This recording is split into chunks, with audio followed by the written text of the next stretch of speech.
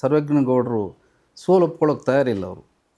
ಯಾಕೆಂತಂದರೆ ಮೋಸ ಆಗಿದ್ದು ನಮಗೆ, ಅವ್ರಿಗಲ್ಲ.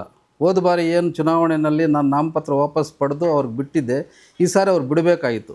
ಅವ್ರ ಅಣ್ಣನ ಮೇಲೆ ಏನಾದರೂ ಅವ್ರ ಗೌರವ ಇದ್ದಿದ್ರೆ, ಹೋದ ಬಾರಿ ನಮ್ಮ ಅಣ್ಣನ ಒಂದು ಗೌರವ ಉಳಿಸಿದ್ದಾರೆ, ನಮ್ಮ ಅಣ್ಣಗಿಂತ ದೊಡ್ಡದು ಯಾವುದೂ ಇಲ್ಲ ಅಂತಕ್ಕಂಥ ಭಾವನೆ ಅವರಲ್ಲಿ ಏನನ್ನ ಇದ್ದಿದ್ದರೆ ಇವತ್ತು ಅವಿರೋಧವಾಗಿ ನನಗೆ ಬಿಡಬೇಕಾಗಿತ್ತು.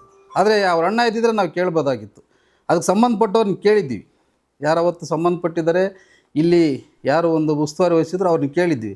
ಆದರೆ ನಮ್ಮ ಕಡೆಯಿಂದ ಒಂದು ಓಟ್ ಹಾಕ್ಸೋಕ್ಕೆ ಪ್ರಯತ್ನ ಮಾಡ್ತೀವಿ ನಾವು, ಅವಿರೋಧ ಮಾಡೋಕ್ಕೆ ನನಗೆ ಒತ್ತಡ ಇದೆ, ನಾನು ಮಾಡೋಕ್ಕಾಗೋದಿಲ್ಲ ಅಂತ ಹೇಳಿದ್ರು.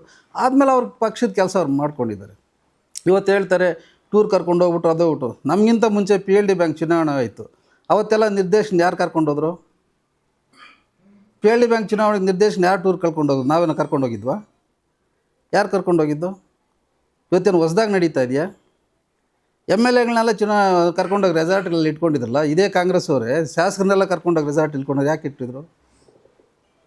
ಕುಡಿಯೋ ಅಭ್ಯಾಸ ಕಲಿಸ್ತೇವೆ ಅಂತ ಹೇಳ್ತಾಯಿದ್ವಿ. ಸರ್ಕಾರ ಟಾರ್ಗೆಟ್ ಕೊಟ್ಟು ಮಾಡಿಸ್ತಾ ಇದೆಯೇ? ಇಷ್ಟೇ ಮಾರಬೇಕು ಅಂತ ಅಬಕಾರಿ ಇಲಾಖೆಯವರಿಗೆ ಟಾರ್ಗೆಟ್ ಕೊಡ್ತಾ ಇದೆಯಲ್ಲ, ಯಾಕೆ ಕೊಡ್ತಾ ಇದ್ದಾರೆ? ದಿನ ಬೆಳಗಾದಷ್ಟೇ ಬರೀ ಒಂದೂವರೆ ವರ್ಷದಿಂದ ಕೋಲಾರಿಂದ ನಮ್ಮ ಮುಳಬಾಗಲ್ವರೆಗೂ ಎಷ್ಟು ಬಾರ್ಗಳು ಓಪನ್ ಆಗಿದೆ ನಾವು ಮಾಡ್ತಾಯಿದ್ದೀವಿ. JDS ಮುಳಬಾಗಲ್ ತಾಲೂಕವ್ರು ಬಾರ್ಗಳು ಓಪನ್ ಮಾಡಿಸಿದ್ದಾರೆ. ಇದೆಲ್ಲ ಮಾತಾಡಬೇಕಾದ್ರೆ ಅವರು ಹಿರಿಯರಿದ್ದಾರೆ, ಒಳ್ಳೆಯ ಸ್ಥಾನದಲ್ಲಿದ್ದಾರೆ, ಯೋಚನೆ ಮಾಡಿ ಮಾತಾಡಬೇಕು. ರಾಜಕೀಯವಾಗಿ ಟೀಕೆ ಮಾಡಲಿ, ಅದನ್ನು ಬೇರೆ ರೀತಿ ಟೀಕೆ ಮಾಡಬಾರ್ದು.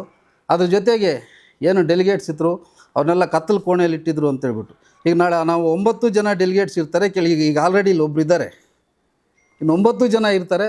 ಅಂದರೆ ನಾವು 9 ಜನ ಸೇರಿಸಿ ಒಂದು 10 ಜನ ಸೇರಿ ನಾವೊಂದು ಪ್ರತ್ಯೇಕವಾಗಿ ಪ್ರೆಸ್ ಮೀಟ್ ಮಾಡಬೇಕು ಅಂದ್ಕೊಂಡಿದ್ವಿ. ಈ ಚುನಾವಣೆ ಒತ್ತಡಗಳಿಂದ ಅದು ಮಾಡೋಕ್ಕಾಗಲಿಲ್ಲ. ಇವತ್ತು ಹೆಂಗೂ ಇದು ಪತ್ರಿಕಾಗೋಷ್ಠಿ ಕರೆದು ಇದರಲ್ಲಿ ಒಂದು ಕ್ಲಾರಿಫಿಕೇಷನ್ ಕೊಡಬೇಕು, ನಾಳೆ ಅಲ್ಲಿ ಸಭೆ ಇರುತ್ತೆ, ಅದರಲ್ಲಿ ಕೊಡೋಕ್ಕಾಗುತ್ತಿಲ್ಲ ಅನ್ನೋಕ್ಕೋಸ್ಕರ ಕೊಡ್ತಾಯಿದ್ವಿ. ಅವರು ಸೋಲನ್ನು ಒಪ್ಕೊಳ್ಳೋಕೆ ರೆಡಿ ಇಲ್ಲ. ಯಾವತ್ತೇ ಅಷ್ಟೇ ಪ್ರಜಾಪ್ರಭುತ್ವದಲ್ಲಿ ಯಾರು ಜನರು ಕೊಟ್ಟಿರ್ತಕ್ಕಂಥ ತೀರ್ಪನ್ನು ಒಪ್ಕೊಳ್ಳೋಕೆ ಸಿದ್ಧ ಇರಬೇಕು. ಅದು ಯಾವತ್ತಿಲ್ತಾರೋ ಅವ್ರು ಇದರಿಂದ ಇನ್ನೂ ಹೊರಗೆ ಬರೋಕ್ಕೆ ಆಗ್ತಾಯಿಲ್ಲ. ಏನೋ ಅವ್ರು ಏನೇನು ಅಂದ್ಕೊಂಡಿದ್ರು, ಮನೆಗಳಲ್ಲಿ ತೊಗೊಂಡೋಗಿ ದುಡ್ಡಿಟ್ರಲ್ಲ, ಫೋನ್ ಮಾಡಿ ಮಾತಾಡ್ದಲ್ಲ, ನಿಮ್ಮ ಮನೇಲಿ ಇಷ್ಟು ದುಡ್ಡಿಟ್ಟಿದ್ದೀವಿ ಅಂತೇಳಿ ಫೋನ್ ಮಾತಾಡ್ದಲ್ಲ, ಆವಾಗ ಹೆಂಗೆ ಸಿಕ್ಬಿಡ್ತು ಫೋನ್ ಅವ್ರಿಗೆ? ನಾವು ಯಾರ ಮನೆಗೂ ಹೋಗಿಲ್ಲ ಅವ್ರ ಮನೆಗಳಿಗೆ. ಏನೋ ಅವ್ರ ಪಕ್ಷದವ್ರು ಅಂದ್ಕೊಂಡು ಯಾರಿದ್ರು ಯಾರ ಮನೆಗೂ ನಾವು ಹೋಗಿಲ್ಲ ದುಡ್ಡು ಎತ್ಕೊಂಡು. ಅವರೇ ಎಲ್ಲ ಮಾಡಿರ್ತಕ್ಕಂಥದ್ದು.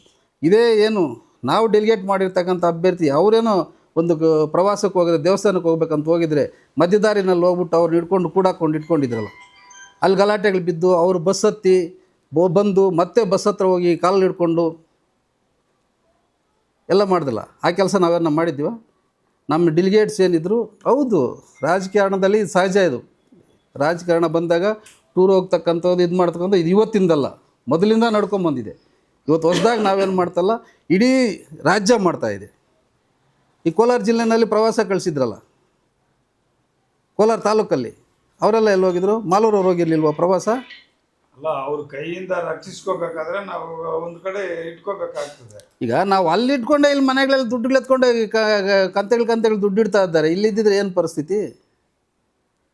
ರಾಜಕೀಯವಾಗಿ ಅಂತಿಮವಾಗಿ ದುಡ್ಡು ಕೊಟ್ಟರು, ಕಾಸು ಕೊಟ್ಟರು, ಇನ್ನೊಂದು ಮಾಡಿದ್ರು, ಕೈ ಹಿಡಿದ್ರು, ಕಾಲು ಹಿಡಿದ್ರು, ಪ್ರೀತಿಯಿಂದ ಓಟ್ ಹಾಕಿದ್ರು, ವಿಶ್ವಾಸದಿಂದ ಓಟ್ ಹಾಕಿದ್ರು, ಗೆಲುವೇ ಅಂತಿಮ ತೀರ್ಮಾನ ಬರೋದು.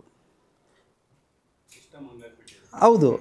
ಆ ಒಂದು ಕಾರಣಕ್ಕೋಸ್ಕರ ರಾಜಕಾರಣದ ಒಂದು ವ್ಯವಸ್ಥೆ ಆ ಮಟ್ಟಿಗಿರೋದನ್ನು ನಾವು ನಮ್ಮ ಒಂದು ಪಕ್ಷದ ಒಂದು ಶ್ರೇಯೋಭಿವೃದ್ಧಿಗಾಗಿ ನಾವೇನು ಮಾಡಬೇಕು, ಪಕ್ಷದ ಚೌಕಟ್ಟಲ್ಲಿ ನಾವು ಮಾಡ್ಕೊಂಬಂದಿದ್ದೀವಿ. ಇದರಲ್ಲಿ ಯಾವುದೇ ನಮ್ಮ ಡೆಲಿಗೇಟ್ಸ್ ಏನಿದ್ರು ಯಾರನ್ನೂ ಕತ್ಲು ಕೋಣಲ್ಲಿ ಕೂಡ ಹಾಕಿದ್ರೆ ಎಲ್ಲ ಫ್ರೀಯಾಗೇ ಓಡಾಡ್ಕೊಂಡಿದ್ರು. ನಾವು ಯಾರ ಹತ್ರ ಏನು ಇದು ಮಾಡಿರಲಿಲ್ಲ.